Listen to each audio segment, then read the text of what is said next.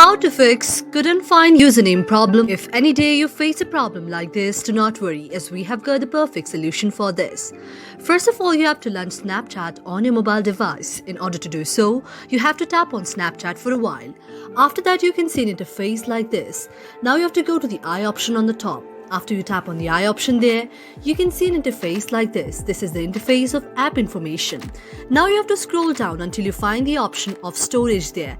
And when you find the option of storage, you have to tap on storage. After you tap on storage, you have to check whether there is any cache or not. If there is any cache, you have to clear down the cache. After that, you have to go back. After going back, you have to go to the option of notification. After going to the option of notification, you have to enable allow notification. You also need to check whether allow sound and vibration has been enabled or not. After that, you have to go back. After going back, you have to go to the option of permissions. After going to the option of permission, you have to check whether the camera, contacts, location, microphone, nearby devices, notifications and phone has been enabled or not. After that, you have to go back again. And then you have to go to the option of set as default. After going to the option set as default, you have to enable the open supported links.